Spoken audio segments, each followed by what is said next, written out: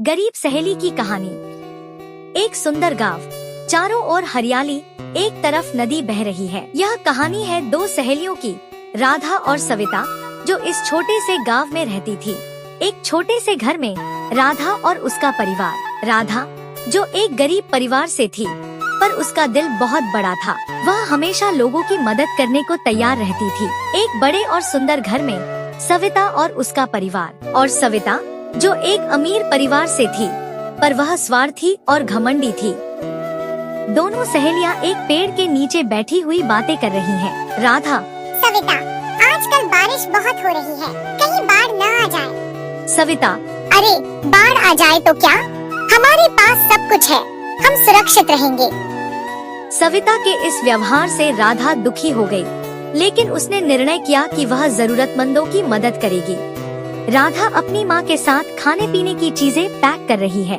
राधा की माँ, राधा, तुम जो कर रही हो वह बहुत अच्छा है, भगवान तुम्हें आशीर्वाद दे। राधा, माँ, हमें दूसरों की मदद करनी चाहिए, यही तो असली खुशी है। और फिर वह दिन आ ही गया। गांव में बाढ़ आ गई और लोग घबराए हुए थे। राधा अपने घर के बाहर खड़ी है और लोगों को अंदर बुला रही है।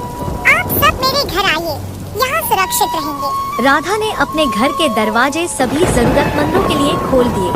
उसने सबको खाना, पानी और आश्रय दिया। उधर सविता अपने घर में अकेली बैठी है। बाहर लोगों की मदद की पुकार सुनाई दे रही है। सविता, मैंने गलत किया, मुझे भी लोगों की मदद करनी चाहिए थी। बाढ़ के बाद गांव के लोग राधा का धन्यवाद कर रहे हैं। गांव वाले, राधा, तुमने हमारी मदद की, हम तुम्हारे बहुत आभारी हैं। इस घटना के बाद सविता को अपनी गलती का एहसास हुआ और उसने भी अपने जीवन में बदलाव किया। सविता राधा के पास आती है और उससे माफी मांगती है। सविता, राधा, मुझे माफ कर दो। तुमने हमें सिखाया कि असली अमीर वही है जिसके दिल में दूसरों के लिए प्रेम और मदद की भावना हो।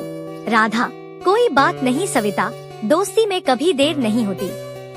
इस तरह राधा और सविता ने मिलकर गांव में एक नई शुरुआत की। उन्होंने सिखाया कि सच्चा सुख दूसरों की मदद करने में है।